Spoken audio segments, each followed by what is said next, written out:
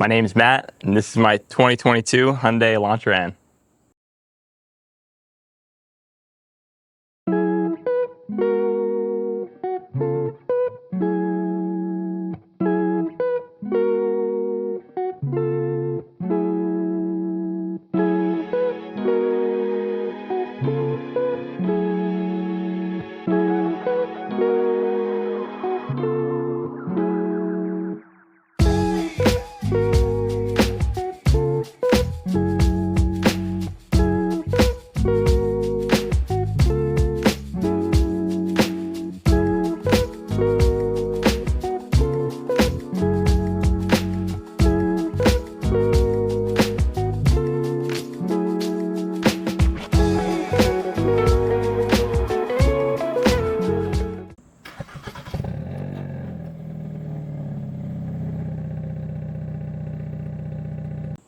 How I got into cars. So I had a couple of friends around me who were big into cars. I watched them modify, make their own cars, and I always just thought it was awesome to see. Also, always been a little bit of an adrenaline junkie myself, so cliff jumping, stuff like that, snowboarding, and fast cars.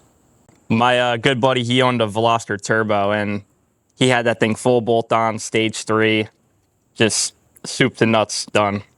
My other buddy had a 5.0 Mustang, and that's what really got me into straight line speed. He brought me out for a joyride one day, and I never looked back since that moment. So my first car, surprisingly enough, was a Hyundai Elantra, a 2011. It was nothing crazy, no modifications really done to it. Just plasti dipped the wheels, typical Ricer mods. But other than that, it taught me a lot about how to work on my own car, how to clean it, maintain it. I learned a lot of stuff like doing brakes and oil changes. So it was a really good starting point for what it was. After putting about 90,000 miles on the 2011 Elantra, I decided to upgrade to something newer, and I discovered the Elantra N. My mom was actually the one who introduced me to it. The reveal video came out for it. She showed me it, and I was sold at that moment. So I got into watching a bunch of YouTube videos on it. I watched a lot of POV drives on it. The one that really sold me was the Topher on YouTube. He did an excellent job just showing off the car and really showing what it could do. And that's what sold me on it. The old Elantra surprisingly didn't give me any problems. It was a really reliable daily driver. After putting almost 90,000 miles on it, there was no problems with the engine or transmission. And that's surprising to say with a Hyundai, especially at that generation. They're really looked down upon, and they still kind of had that rep to this day. I mean, with the N cars, a lot more people are starting to gain notice of them and see what they're capable of and the full potential of them. So it's cool to see people are starting to realize. So I haven't done much to the car. It's just got an intake and a turbo inlet on it. I really didn't want to mess with the stock performance of the car just because of how good it is out of the box. So only changes I've made to it are set our winter wheels because it comes with the Michelin Pilot 4 summer tires. But other than that, I like how it looks stock, and it performs great. So the simple mod's done with my car. I got the AFE power intake. The reason I went with that intake is because I want to eventually modify my car in the future, put a tune on it, and that's just what my tuner would recommend. As far as turbo noise or anything, there was no difference in that with the intake or turbo inlet. So plans for the future with the car, I eventually want to make it to a stage 2 tune with the downpipe, because it's really all this car needs. There's not much other you need to add power to this thing. All right. You can just flip around, go back out, down that way. So this is like normal. normal mode. Is it like eco mode, or is it just normal mode? It's normal mode. There's normal and eco. They both sound the same though. Okay, I got you. So this is closed valve exhaust. Yeah, so this is closed. Okay. I swear, it turns it into a different car. Dude, you're hyping this up. You're hyping this up a lot. So it changes everything from the drive modes, because you have the suspension, the steering, all that stuff too. So, all right. Okay, you do hear a difference. It's not too much in here though. Yeah, it doesn't drone much, which is good about it.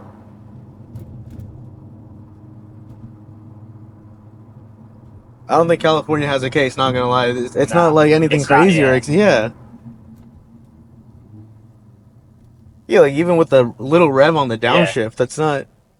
It's pretty sedated. yeah. It's not. It's not crazy loud. Then what the fuck was that cop talking? I think my car's louder than this. Yeah, What? That's actually insane. Do you mind giving it like a little rev? yeah. Oh, there's a cop right there.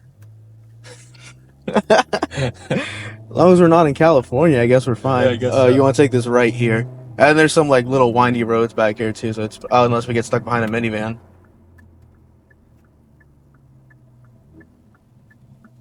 I mean, it sounds good, but it doesn't sound like excessively loud.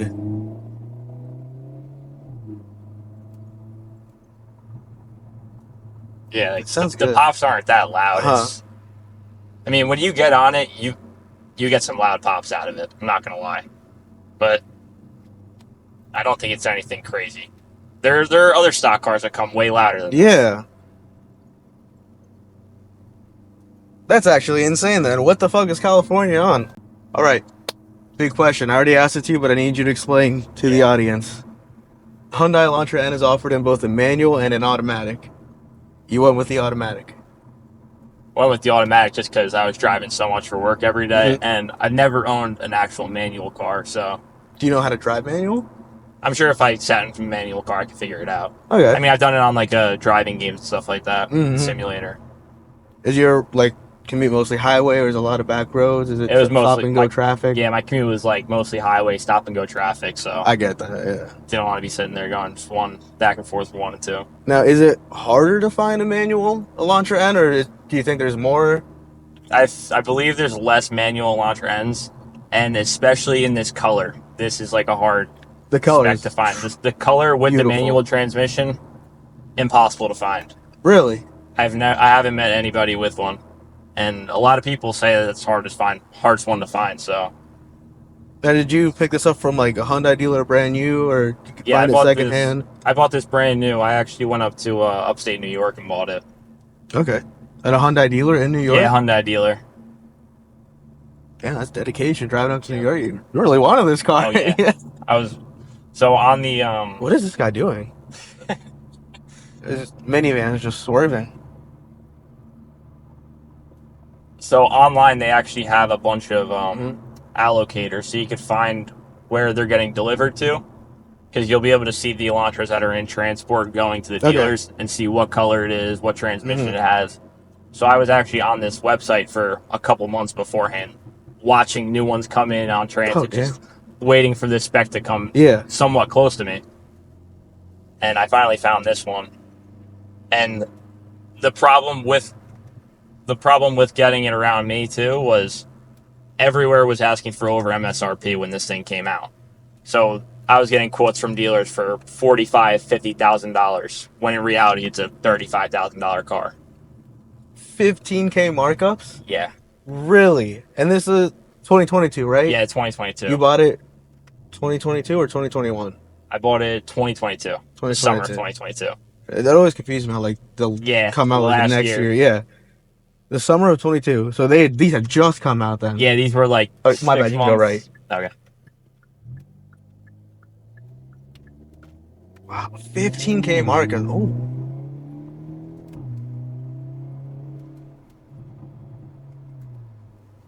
It sounds nice. It really does sound nice. But I'm getting frustrated because I don't understand what the exhaust thing with Yeah. California was, because it's not excessively loud. No.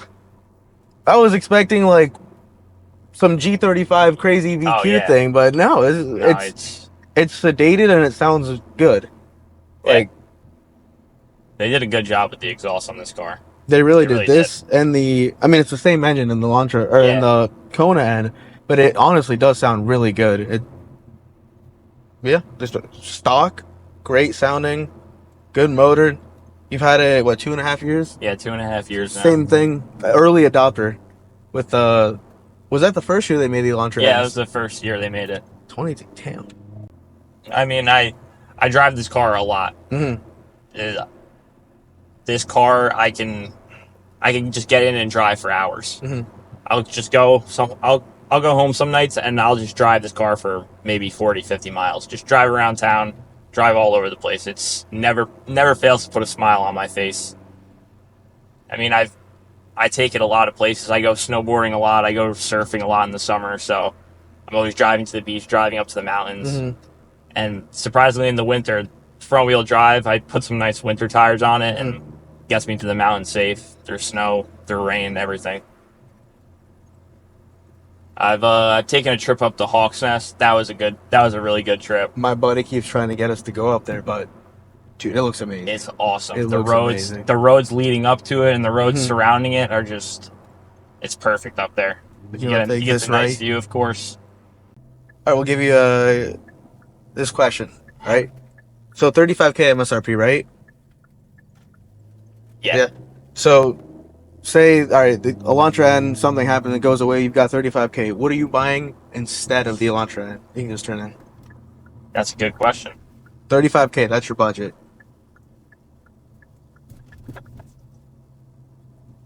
I'd probably say, it's a tough one. Look at that fit. No, it's a EP3 Civic. And the thing is, today's market, 35K, that doesn't get you too far. No, it doesn't. That's the thing. So, I mean, you can go anywhere with 35,000 in. On the new end, this is like, I feel like this is the perfect point for 35,000. Mhm. But on the used market, you can get into a lot of other things. 35K.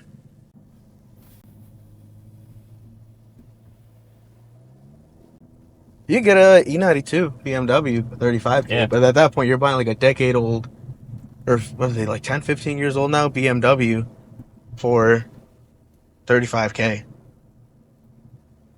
I don't know. That's a good one. That's a good question. It's a hard question. 'Cause It is. You got used and you got the new market too. So Let's focus on new. Let's just say new. Hmm. But even in that, Even that, you're the really new market, limited on options. You're looking at like an EcoBoost Mustang, Yeah. and this weighs less, makes, I don't know, like 25 less horsepower. But I take this over an EcoBoost Yeah. Mustang. Oh yeah, all day. Oh, we should have started with this question. I mean, if the Elantra N didn't exist, I'd probably would have ended up in something like a GTI or a WRX. A GTI or a Golf R? GTI. GTI? Yeah. I think you can get a. I mean, yeah. Oh no, new. I don't think you can get a Yeah, Golf R for new 35. now. New. Yeah, maybe on the GTI. used end, Golf R. Yeah. Sure, we'll go with that. Yeah. Used Golf R. Used Golf new R or new GTI. I was probably thinking. The thing is, they don't make the WRX's hatch anymore, and Yeah. I would have. I like the hatch, the usability, and the space. I probably have to agree with you. A GTI. Yeah. I mean, it's a great, well-rounded car. Because like front wheel drive, yeah, you throw a nice set of winter tires on it, and you're fine. Yeah. You're not, nothing crazy. Yeah, there really isn't there's much really you get not for much options 35K. anymore. That or like the Elantra N beats all of that. Yeah. By a huge margin. Yeah, because At that price point, because again, at that price point, you're looking at an EcoBoost Mustang, or GTI is a solid competitor, I'd say. Yeah. If you're looking for more of a hatch. and then you got like the Civic Si, which I would compare this more to the Type R, but the Type R is way out of the water in price. Civic SIs only make like 200 something horsepower, don't Yeah. they? Yeah. I'm actually curious. Because the Type R makes like 300, 310, something like that. But those, you're not touching them under like 70K. No, yeah. Especially for a new one. Oh, the connection back here sucks.